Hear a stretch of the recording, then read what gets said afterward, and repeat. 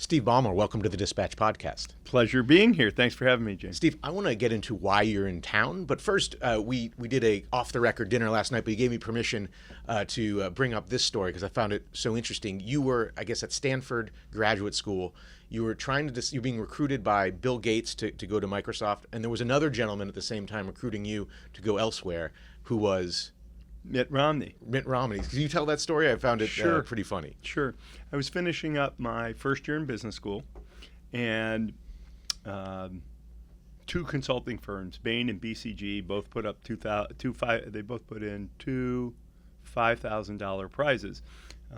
They were going to select people. You sent them your business school application, and I got one from both Bain and BCG.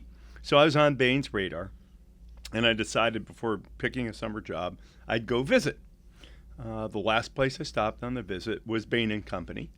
Mitt Romney was one of the two or three senior partners in the firm, and they had made me an offer and put the full court press on. Now, just before I left for this trip, I'd gotten a call from my old college mate, Bill Gates, saying, "Hey, look, it's too bad you don't have a twin. We could use somebody like you." Microsoft was 30 people at the time. So I just added it in.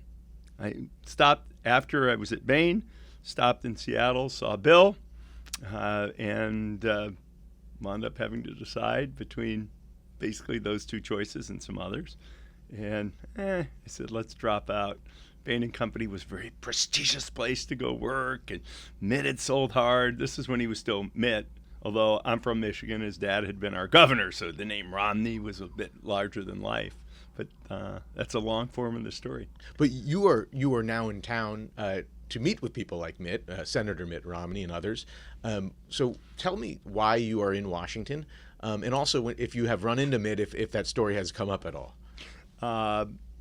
When I retired from Microsoft, which was 2014, one of the first things, I was looking forward to a little time off, and my wife said to me, "Look, it's time for you to get involved in our philanthropy. We focus in on kids in need who might not have the same, how do you give people opportunity who are born into tougher situations?" And I said, "Look, government takes care of that." And she said, "No, you're going to help me." But got my interest piqued, and I was trying to prove I was right, in government by the numbers. Where do tax revenues come from? Where do they go to? How much wealth, could you say, is transferred through the system? Hard to figure it out. And so we started an effort called USA Facts, usafacts.org for your listeners. I know that was a little promotional, but we are I pay for it, no revenue. All we do is take government numbers, make them digestible, numbers about what has happened. It's the kind of facts you would think both parties should agree about. So I spend time at least once a year coming in, meeting with legislators, people in the executive branch, media, and talking about the need to use data, to have decisions grounded in data, to have the public understand data. Don't have to agree about policy forecasts, but at least let's start with the same data. So I was on Capitol Hill yesterday, and Senator Schumer and Senator Romney convened a bipartisan group of senators. I think we had 9 or 10 folks show up, and most of them spent the better part of an hour, which I felt very privileged. But right at the start, Senator Romney told the story about how we first met.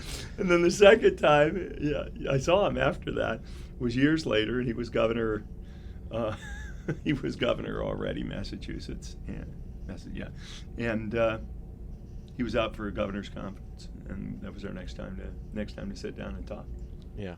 Well, one thing that jumps in my mind about this Project USA Facts is why you think it wouldn't be. You think the government would have data like for politicians and leaders to be decipher, that they wouldn't need someone from the private world to come in here, the philanthropic world, to do it.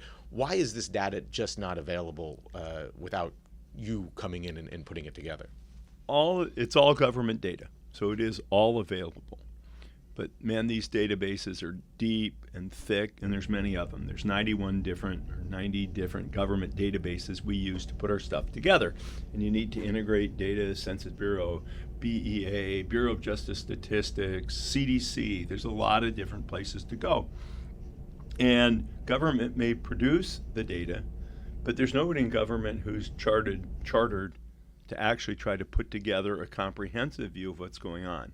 An agency will focus in its area, a committee would want to focus in on its area, and we're here to talk to the American people. Should government produce such a thing?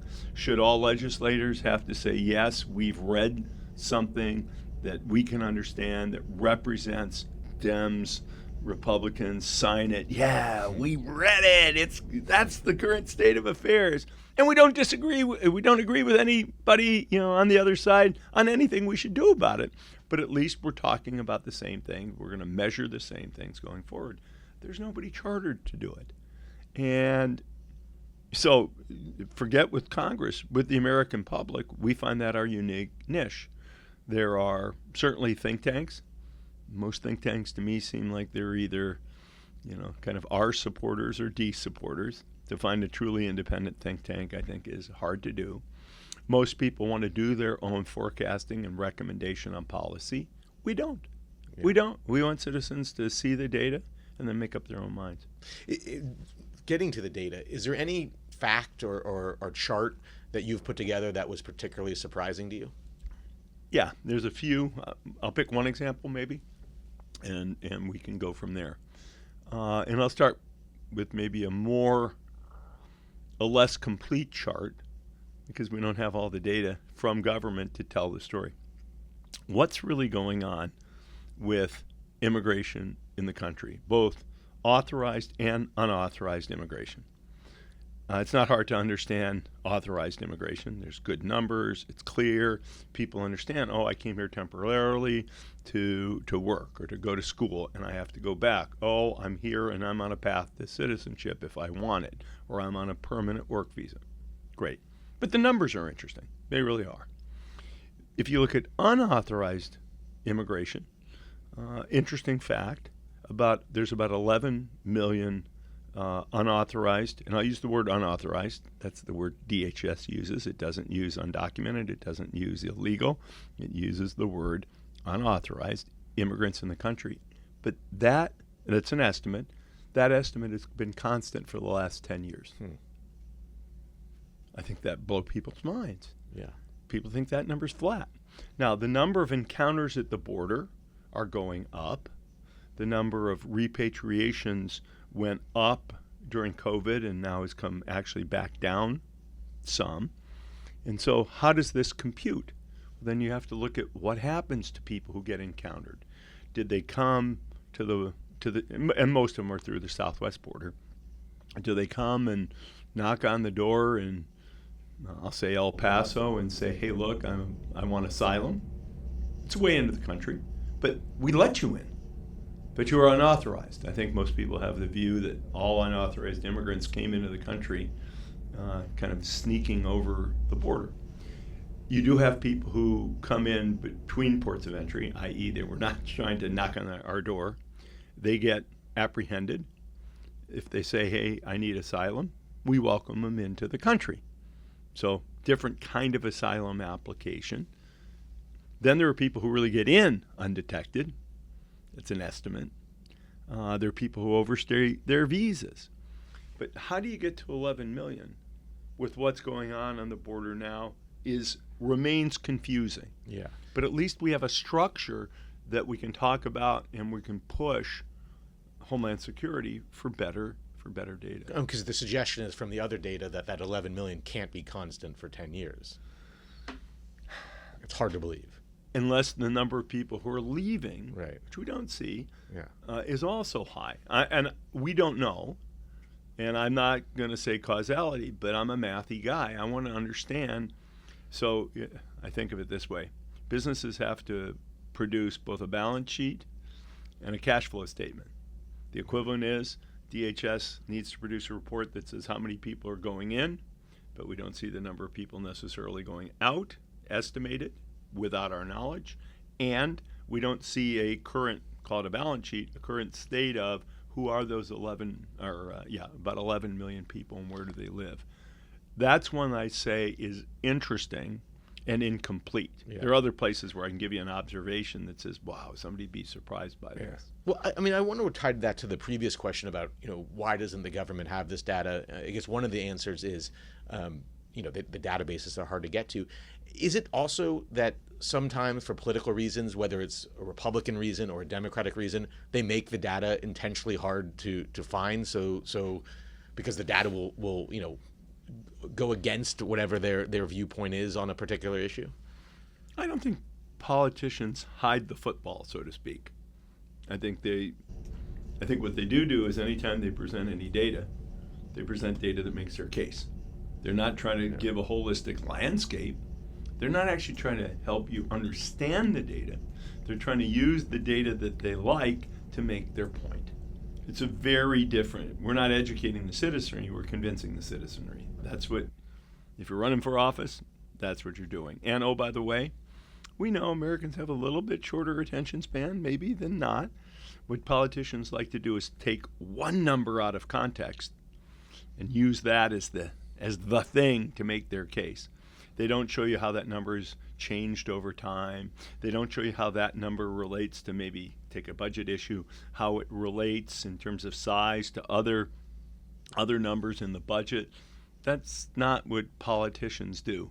If you want that kind of rigorous work, it'll need to come from some kind of independent statistical agency, basically. You mentioned immigration. That's obviously one area you wish we had some more data on of how many are here. Is there any area that you wish the government kept better data that would help us inform a major issue that we just don't have the data to, you can't even compile it to put in front of them, but it's really important that we get? Yeah, well, immigration is certainly in that category, but if I was to pick a second, I would probably I'll pick something in healthcare, which is also, from time to time, a hot topic. How do we really understand what it is about healthcare that seems to, if you read the press, make Americans nervous? We focus a lot on who's got insurance and who doesn't have insurance. Now, it's about, 92% I think of people have healthcare insurance. And by the way, of the other 8%, some are ineligible. Some unauthorized immigrants, guess what? They're not eligible for Medicaid. So we can't, 100%, according to our laws, is not even what we see. Possible. So there is a population that has no insurance. But of the people who do have insurance, the 92%, it's still scary. Co-pays and deductibles particularly are scary. Yeah. How much do people really pay on co-pays and deductibles? Should they be scary? You certainly see stories where you'll see somebody says, "Oh, I had a medical bill of $300,000, and my income's only $60,000, or I'm living on Social Security." Those kinds of things do happen. But if you really want to know what people spend on co-pays and deductibles broken out well, hard to get there. You can see a broad class of things that includes co-pays and deductibles. And if you want to add in what people have to pay in premium for their health care plan, whether it's government funded or not, take Medicaid Part C, Medicaid Advantage, you pay extra. To really put a picture of that together and try to understand what is it and what would you really work on if you wanted to allay people's fears. And you would see that probably differently if you're Democrat or Republican, but that's okay. That's not our job. But if I was to say this to you, take all the money that Americans spend out of their pocket, so they're like really paying for something as opposed to having insurance that they don't really see being spent on their behalf. What percentage of medical costs are that? I can't remember, but let's say it's 15%. It might be a little higher than that. 10, 15%. Then you'd say, well, what's the biggest part of that? It's mostly things you can buy at the drugstore. Really? Band-Aids. That would be by far number one. Huh. I mean, again, by far is an adjective. I should grab the numbers here from the packet and go through them. I think number two is dental insurance, since many employers don't provide dental insurance. It's not co-pays and deductibles. We haven't gotten to that yet. Then I think maybe it's I can't remember. It may be pharmaceuticals next. So the insurance is mainly covering most of what it's supposed to cover, is what you're saying. It is. Yeah. And yet, it's not, that would not be what you might think by kind of just observing what's in the media, so to speak. I wouldn't have thought it. Debt, that's another issue that you put there. It seems like we have good numbers on debt. It just seems that no one cares about it, or at least not when they're in charge. Is it? I mean, I guess it would lead to the question: is the issue with some things like debt not an issue of data, but an issue of ideological viewpoint on debt? Some people are the monetary theorists that don't think you can show them the biggest number, all the data in the world, how big the number is, and not worry about it. I used to think that debt, which is caused by deficits, annual spending exceeding annual tax revenue, I used to think that was a partisan issue. I don't think it's a partisan issue anymore. I think each party has different ways that they want to increase the deficit. I mean, again, I'm not trying to predict. Republicans tend to cut taxes. I would call that cutting revenue. Democrats more likely are to advocate for increasing expenses. But whether you cut revenue or you increase expenses, neither one of them's good. When you subtract the two, neither one of them's good. But can I for the deficit? Yeah, but can I ask you? You were on Squawk Box the other day with Andrew Ross Sorkin, and he asked, well, we could put a wealth tax on someone like you, and you pointed out, I think correctly, that would be a very small piece. So while they both add to the revenue to the deficit, isn't spending way more significant in the long term, like entitlements to the explosion of the deficit and debt than taxes, what you can get from taxes? If we had the tax, I mean, look, somebody'd have to do the forecast, but if we had the tax rates that we had, when I started working, which were much higher, what would be tax revenue? I don't know. I can't answer that question. Yeah. If capital gains and dividend rates were 37% instead of 20%, I can't say. In the long term, what's Social Security policy going to be? Are we going to increase? Today, when I started this, I didn't know. You only pay Social Security tax on the first, whatever it is, $127,000 of income. Beyond that, you don't pay. If you take that up to $200,000, what does it do? Yeah. How much? So tax and benefits in that way combined. We know we're going to get more old people. That's the one thing we know we're going to get is more old people. So Social Security and Medicare will go up.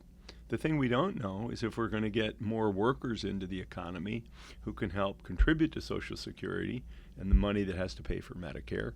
And that's a function of birth rates, death rates, and immigration. Right. So if you really want to take a look at the system that will affect deficits, I think you have to look at both of these things. We know the benefits side, unless we change policy in a significant way, we don't see the brakes. We don't see how you put the brakes on. I mean, are we ever going to say, hey, look, you can't collect Social Security until you're 70? You wouldn't do that to somebody. I'm 68. You wouldn't do it to me. I'm too close. But if you said, hey, look, if you're born in, I'll just use this year, you're born in 2024, you're not going to be eligible for Social Security till you're 70. Yeah. It would change the cost without changing how people think of the benefit. I think there's a lot of vectors, but it's tax. I mean, if you just look at it by the numbers, it's tax revenue. The biggest, you can account for 92% of all government spending, state, local, federal, in the following buckets: Social Security, Medicare, defense, interest on the debt, Medicaid, interest on the debt, police and correctional officers. What did I miss? Transfers to benefit less fortunate people. And if you get to roads, you're at 92%. You just look at that bundle of stuff and say, what do you want to cut? Yeah. What do you want to cut? And I'm not saying there's not stuff that could be cut or not, but then you can look at the breakout of expenses, and then you make a decision. And on the tax side, you say, hey, look, can we increase tax revenue? I mean, again, if you were I worry about the debt. My experience is in business. I worry a little bit about that. Not that I think we'll ever get to no debt. I don't think that's probably sensible either. But you got to look at those factors. Look at those. Oh, education. I knew I forgot one important one in our spending. Can data tell you when a tipping point is going to be reached? Because no one knows how much debt we can take, and maybe we can. I mean, Japan has 200% debt to GDP, but it kind of happens suddenly, from what I understand. When debt crisis, is there data that can tell us, at this point, it becomes a serious issue?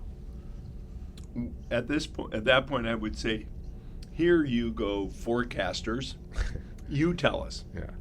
Forecasting to me, unfortunately, I think I may have said this to you. When I was in college and I majored in economics, I thought it was a science.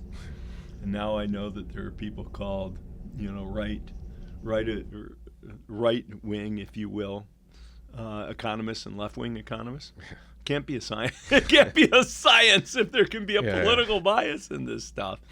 But people have to look at the forecast and then make their decision on what seems most sane.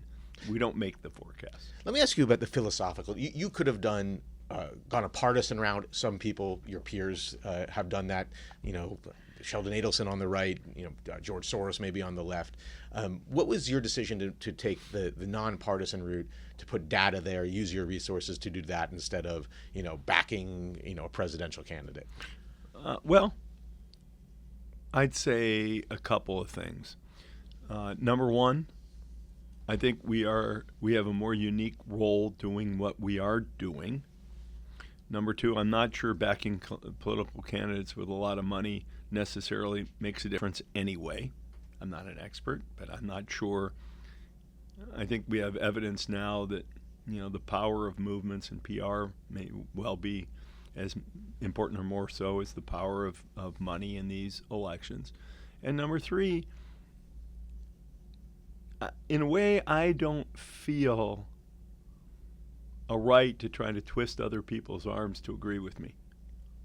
I want you informed, then you go make your decision. You and I might disagree. Guess what? It's okay. It's okay. We live in a democracy. Is it my job to try to twist people's arms to agree with me? Or is it a job to get people educated and let them make up their own minds? There's an imperialism to try to convince everybody to agree with me that just somehow doesn't feel quite right to me. Well, let me ask you this. This is out. I'm not saying people are wrong to do it, just for me. Yeah. You're not. This question you couldn't find on USA Facts, but I'm interested in your thoughts. I saw one of the last few tweets that you don't tweet very much was Bill Ackman's tweet about the congressional hearings where they asked the presidents of Harvard, Penn, and MIT about is genocide calling for genocide violation of code. The Atlantic published an article recently calling it the end of the golden age for Jews in America. You were born half Jewish. You had a bar mitzvah late in your life. I wonder, what have your thoughts been since? I know for a lot of Jews, since 10/7, they've been rethinking a lot of things they thought they knew about the world, about maybe even American politics. I wonder what your thoughts have been. I think they're two separate issues that sprouted out of 10/7, and I want to talk about them separately. One is, do people agree or disagree with the actions of either Hamas or Israel in the conflict that's going on? Now, I have a view of that. My view is Hamas attacked Israel and Israel counter-attacked, and that's a form of war. War is horrific. What should be done by anybody to end that war? I don't know. On the other hand, and I certainly regret that there are so many Palestinian innocents who are dying, and I respect Israel's right to defend itself, and I have no idea what should happen. Like most things in the Middle East, I have no idea. The other, it's related, but it's a separate vector, is anti-Semitism in the United States. And that's not okay. There's just no basis on which people should be discriminating against Jews or anybody else, African Americans, Asians. There are plenty of people who get discriminated against based on race, religion. And I think in our country, the freedom of religion, with lack of discrimination, had disappeared, or at least faded into the woodwork, let me say it that way, as an issue. And what happened on 10/7 has brought it right back into the forefront. And, I grew up in a family where my dad who was Christian, was an interpreter at the war trials in Nuremberg. He certainly had a very clear view about anti-Semitism. My grandparents on my mother's side were Jewish and came from what was Russia at the time. It's now Belarus and Ukraine, because of discrimination against Jews in Russia. My grandfather talked about it. He said, "Oh, I taught myself to speak High Russian. They couldn't tell I was Jewish." I mean, that was like a source of pride. And, he had skepticism every time I tell him about a friend of mine or bring something home. Is he a Jewish boy? And, I'm not saying cannot be some, what's the right way to say, skepticism that can lead to bias from Jews to non-Jews. But overwhelmingly, it's discrimination against Jews or just negative and hate speech. So, how can preaching genocide, whether, if somebody had said, let's have genocide on, I'll take one that's particularly silly. Let's have genocide on women. I'm sure that would have violated something in the code of conduct in those universities. And I would say I can't divorce my opinions completely from the fact that I'm Jewish. But I do know if somebody had said that about any other race, gender, religious group, I would have had a problem with it. And it happened to be about, my I'll say religion, but it's Judaism in a way I think a lot of people don't understand is both a religion and an ethnicity. Yeah, both. There's been a lot of donors who at Harvard and elsewhere have questioned whether they will donate and held that. Have you thought about reconsidering? I don't know if you continue to donate, but I know in the past you have given the computer science lab at Harvard and other places. Has this made you rethink whether donating to those major universities is a good cause? Well, even before the congressional hearings, et cetera, I had sort of put the brake on giving, not just because, hey, I know what's going on at Harvard and I don't want to give money to Harvard. No. I'm out of touch. The institution of Harvard today is different than the institution that I attended almost when I started 51 years ago as a freshman at Harvard. It's a different place. Should I go investigate to see whether I like this place? Or I don't have the time for that. So I said, look, these responsibilities for supporting these institutions should pass to what I call the paying customers. The kids who are attending, their parents, more recent graduates who have more prospective parents, current parents, guys like me, 50 years removed. We can't assess. I wouldn't do this with any other not-for-profit we support in our philanthropy. Just say, sure, we're not going to know what they stand for. We're just going to give them money. So I had pulled back, not out of any kind of determination that Harvard was doing good stuff or bad stuff, just that I didn't know what it was about anymore. And I can't say these comments made me want to go dig down deeper and learn. Well, let me just close on some more high-level kind of philosophical questions. This one's not so philosophical, but how does Steve Ballmer consume news? So when you wake up, what does your news diet look like? First thing I do is check Twitter. Always. Now, people say, Twitter, false news, la, la, la. There are three things that Twitter means to me. It is my news clipping service. I follow major publications, Wall Street Journal, New York Times, Economist, LA Times, Detroit Free Press, blah, blah, blah, blah, blah. And I see what they think are their most important articles because they show up in my Twitter feed. So I use that as a way to decide where to start I don't have time to read papers or websites daily end to end. but I use it as a news clipping service. So that to me is no more fake news than reading the newspaper, whatever that means. That's number one. Number two thing, I think it's really important to read what people say about themselves. If you are a powerful, important person, I want to read what you say because it matters. If Elon Musk said something, it matters. He's got an important, powerful position in the world. If Microsoft or Google says something, it's important. If the president says something, if the president's rival in the election. So that's number two, to hear from people in their own voice. And then number three, I follow every basketball sports reporter out there as the chairman of the LA Clippers. And I know there's a whole bunch of hogwash in some of that, but I get a real kick out of it. So, same basketball. Someone told me you're a boxing fan as well. Is that true or no? No. Okay. I'm a fan, so I thought I was excited. Oh, you're a boxing fan? Yeah, so I thought you. Oh, you don't meet that many boxing fans anymore. Not very many. I used to ask these questions as closing questions on my old podcast, the Jamie Weinstein Show. I think they might be interesting, just to see what Steve Ballmer thinks. We talked about books earlier. Are there 3 books that you can point to that most shaped your worldview? Which Milton Friedman book was it? There's a Milton Friedman book that I read. Free to Choose? It might have been Free to Choose. It's the one where he goes through various government programs and talks about the advantages and disadvantages of privatizing or not. And I'm not going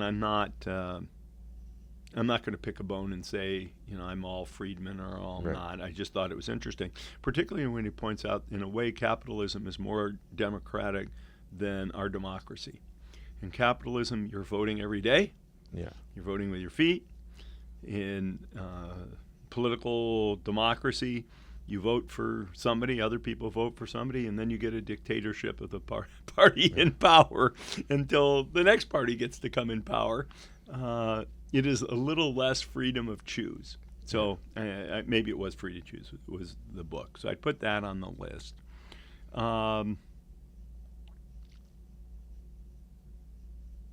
There are a lot of books I liked as a kid, but I'm trying to see meaningful. I love this book. I was talking about it earlier, called The Worldly Philosophers by Heilbronner. It talks about sort of the history of economics and how thinking developed over time. Happens to be a passion, and I think it's highly relevant to the kinds of things we do in our work. And what the heck was the name of the book? I just read it recently. It was fantastic. I think the title is Who Gets to Make the NBA? The author, who also writes for established media organizations, I think the New York Times, he said, I'm going to use AI to write this book. I'm only going to use AI to write the book. And so he did a lot of statistical research, how many guys who are 6 feet make it versus guys who are 6'6", who responds well in the clutch, who doesn't, but he used all AI to source the data. He illustrated his book by himself using AI. I think he used some AI to help draft words, and then he documents in the back all the ways he used AI. So I love the book.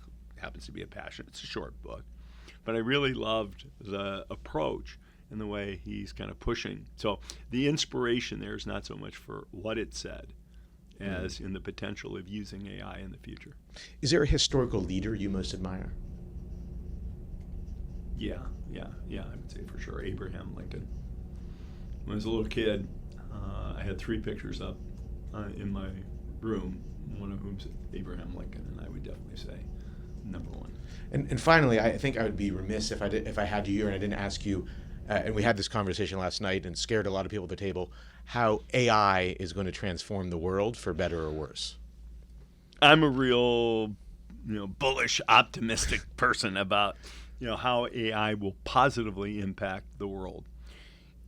Will there be disruption and dislocation between here and that much better point that I believe in? Yes. And will that be painful if people's skill sets are no longer as needed, if we have some real problems where AI gets out of control? I think we still control our world, but there will be problems. There will be deep fakes. There'll be things where people should be punished, put in jail, whatever the case may be.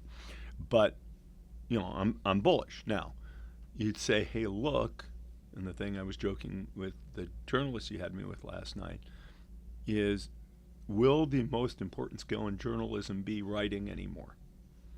Or will the AI be able to do the writing, forcing the journalist to say, what is our real core value added? Is it unique perspective?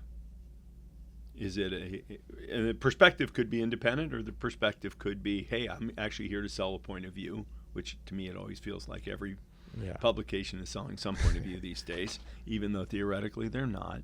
So am I here to have perspective? Am I here to do primary research? Am I here to, which is nowhere on the internet because otherwise, the AI will find it. Is my job to be a great writer?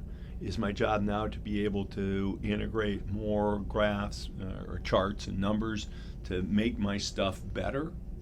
What is my job? What is my core value added? And I think that's going to happen. But I think your point was, to some degree, the art of writing for journalists. But even, will there be a next Shakespeare? AI will be able to write as good as anybody, the most artistic in your view, in a short period of time.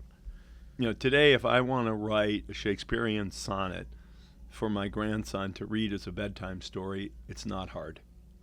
I tell him about my grandson, and I say, put it in the voice of Shakespeare. In 5 years, it's going to be all that much better. It'll be better. So you can say the same thing on the number side. Is my core skill that I can add, that I can subtract, maybe even that I can set up a table? No, that's not going to be more. The fact that I can put judgment on those numbers and what to do. The AI will give you opinion, but ultimately human beings own decisions. AI does not own decisions. Human beings need to do original research. The AI can't find things that don't exist, online. So I think a number of professions, people have to redefine what their core value add is. If you believe me, where writing will be a less critical skill, then where should schools be putting their time? Should they be worrying about kids using AI to write their papers? Or is that a good thing because those kids understand what's going to happen in the future? It's different than plagiarism, but is that a bad thing or a good thing? Could be both. On that note, Steve Ballmer, thank you for joining the Dispatch podcast. Appreciate it. Thanks, Jamie.